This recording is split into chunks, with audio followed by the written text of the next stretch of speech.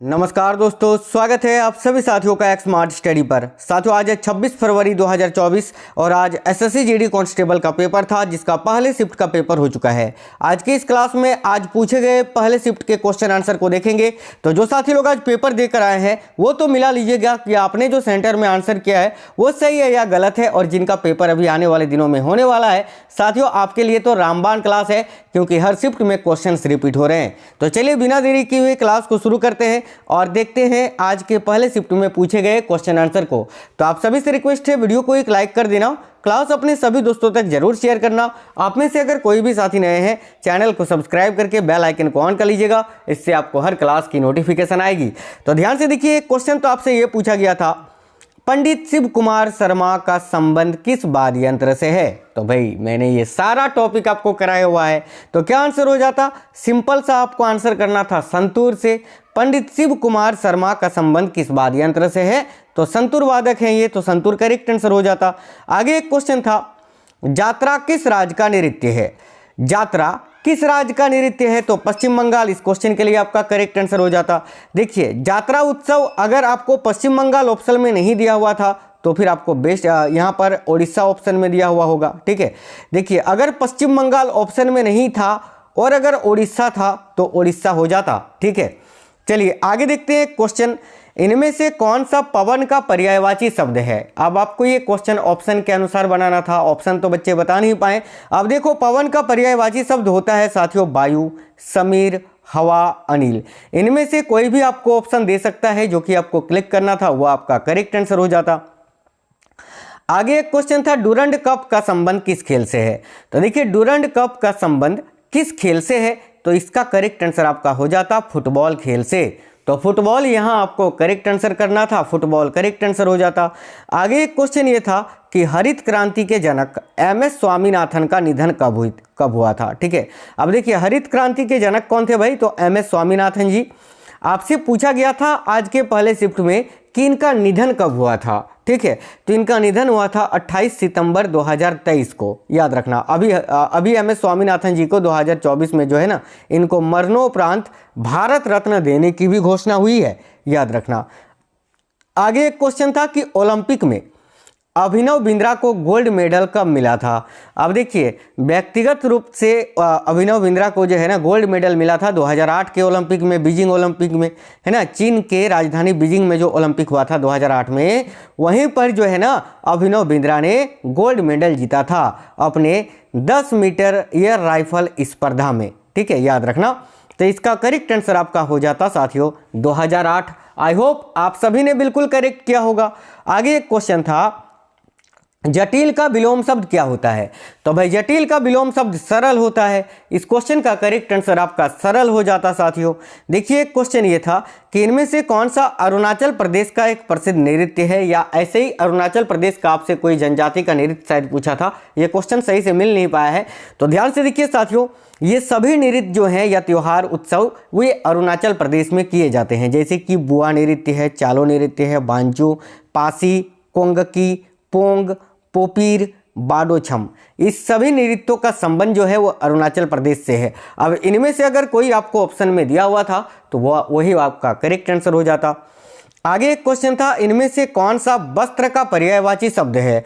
अब देखिए, वस्त्र का पर्यायवाची शब्द, ये भी क्वेश्चन आपको ऑप्शन के अनुसार ही बनाना था। वैसे देखिए, वस्त्र का पर्यायवाची शब्द होता है कपड़ा, अंबर, पट, पोशाक आदि। इनमें से जो भी आपको ऑप्शन दिए हुए थे वो आपका करेक्ट आंसर हो जाता।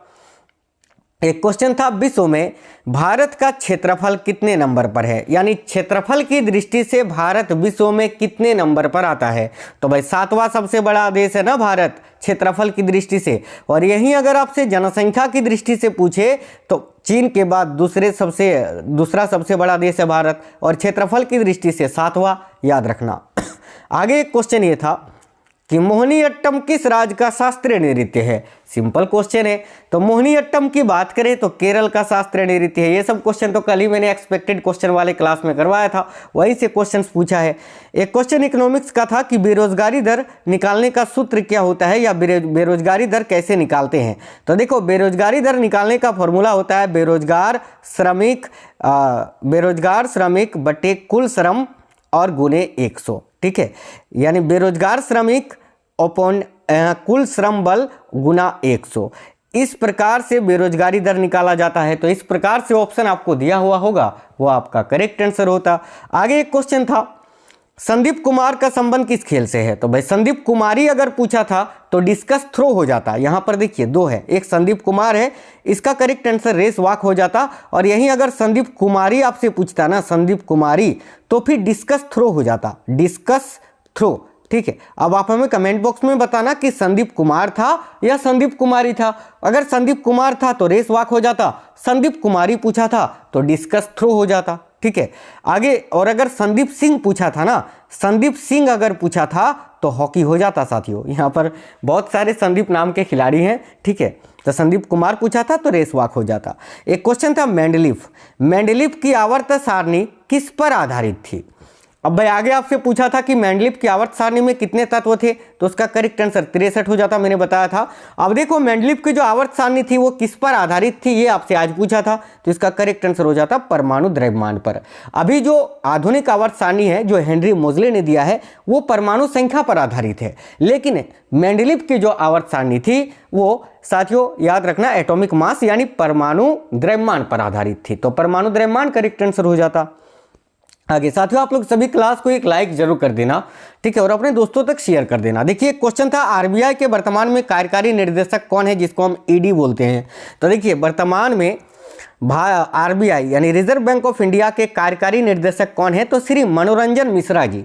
तो श्री मनोरंजन मिश्रा अगर ऑप्शन में दिया हुआ था तो करेक्ट होता, या फिर अगस्त 2023 से अगर पहले पूछा था तो मुनीष कपूर हो जाता। अब आप बताना कमेंट बॉक्स में कि श्री मनोरंजन मिश्रा था ऑप्शन में कि मुनीष कुमार था। चलिए दोनों में अगर दोनों ऑप्शन था तो श्री मनोरंजन मिश्रा हो जाता। आगे एक क्वेश्चन था, गृहलक्ष्मी योजना का संबंध किस राज्य से है, या गृहलक्ष्मी योजना किस राज्य ने शुरू किया है? तो भाई इसका करेक्ट आंसर हो जाता कर्नाटक। कर्नाटक के मुख्यमंत्री सिद्धरामैया ने जो है इस योजना को शुरू किया था। तो इस क्वेश्चन के लिए करेक्ट आंसर आपका हो जाता कर्नाटक। ठीक है, आगे एक क्वेश्चन था, भारत के महान्यायवादी किसके पश्चात पर्यत अपना पद धारण करते हैं? तो देखिए भारत के महान्यायवादी जिनको हम बोलते हैं अटॉर्नी जनरल ऑफ इंडिया, इनकी नियुक्ति साथियों भारत के राष्ट्रपति करते हैं और इसका प्रावधान भारतीय संविधान के अनुच्छेद 76 में किया गया है, आर्टिकल 76 में। हजारों बार मैंने पढ़ाया है आपको। तो इसका करेक्ट आंसर क्या होता? भारत के राष्ट्रपति। एक क्वेश्चन था पंच सिद्धांतिका से संबंधित। साथियों पंच सिद्धांतिका से संबंधित पुस्तक से कोई एक आपका क्वेश्चन था। ये क्वेश्चन मुझे मिल नहीं पाया है, शायद कितने भागों में विभाजित था, ऐसा कुछ क्वेश्चन था ये। तो ये क्वेश्चन अगर पूरी तरह से आप में से किसी को भी याद है तो कमेंट बॉक्स में कमेंट जरूर कर दीजिएगा। आगे देखिएगा, आगे एक क्वेश्चन था कि भगत सिंह और बुटकेश्वर दत्त ने कहां पर बम फेंका था? तो साथियों भगत सिंह और बुटकेश्वर दत्त ने कहां बम फेंका था? तो भाई केंद्रीय ब्रिटिश असेंबली में। तो केंद्रीय असेंबली करेक्ट होगा, ब्रिटिशों की केंद्रीय असेंबली में। तो केंद्रीय असेंबली इस क्वेश्चन के लिए आपका राइट आंसर हो जाता। आई होप आप सभी ने ये सही किया होगा। आगे एक क्वेश्चन था, भारतीय संविधान में वर्तमान में मौलिक कर्तव्यों की संख्या कितनी है? अब देखिए भारतीय संविधान में वर्तमान में मौलिक कर्तव्यों की संख्या 11 है। याद रखना मौलिक कर्तव्य संविधान के अनुच्छेद 51 का ए में किया गया है और अनुच्छेद 51 का ए बी सी डी करके 11 मौलिक कर्तव्य हैं। ठीक है, मौलिक कर्तव्य की बात करें तो ये संविधान के भाग 4 का ए में वर्णित है और इसको रूस के संविधान से लिया गया है। और भारतीय संविधान में मौलिक कर्तव्य को 42वें संविधान संशोधन अधिनियम 1976 में जोड़ा गया था। ओके, इससे बाहर जो मैंने आपको बताया मौलिक कर्तव्य से, इससे बाहर क्वेश्चन आपसे नहीं पूछता है। आगे एक क्वेश्चन था, संगठन का विलोम शब्द क्या होता है? तो साथियों सिंपल क्वेश्चन था ये, संगठन का विलोम शब्द होता है विघटन। विघटन करेक्ट आंसर हो जाता है यहाँ आपका। आगे एक क्वेश्चन था, खिल्ली उड़ाना मुहावरे का अर्थ क्या होता है? तो साथियों खिल्ली उड़ाना यानी मजाक उड़ाना, किसी का भी हंसी मजाक उड़ाना या फिर मजाक उड़ाना, यही खिल्ली उड़ाना मुहावरे का अर्थ होता है। आगे एक क्वेश्चन था, देखिए आपे से बाहर होना, आपे से बाहर होना मुहावरे का अर्थ क्या होता है? तो भाई आपे से बाहर होना मुहावरे का अर्थ होता है अपने आप पर नियंत्रण खो देना। तो क्या आंसर हो जाता? अपने आप पर नियंत्रण खो देना। एक क्वेश्चन था, अनेक शब्दों के लिए एक शब्द या वाक्यांश के लिए एक शब्द जो आप बोल सकते हैं, जिस पर आक्रमण किया गया हो वाक्यांश के लिए एक शब्द क्या होगा? तो भाई देखिए, जिस पर आक्रमण किया गया हो, इस वाक्यांश के लिए एक शब्द होता है आक्रांत। यहीं अगर आपसे पूछे कि जो आक्रमण करता हो उसके लिए एक शब्द क्या होगा, तो आक्रमणी। ठीक है, जो आक्रमण करता हो उसके लिए एक शब्द होगा आक्रमणी, और जिस पर आक्रमण किया गया हो इस वाक्यांश के लिए एक शब्द होगा आक्रांत। ठीक है, तो साथियों हिंदी और जीके जीएस के इतने ही क्वेश्चंस मुझे मिल पाए थे आज के पहले शिफ्ट के, जो कि मैंने आपको करा दिए। अब आपको अगर कोई भी क्वेश्चन याद है तो कमेंट बॉक्स में कमेंट करना।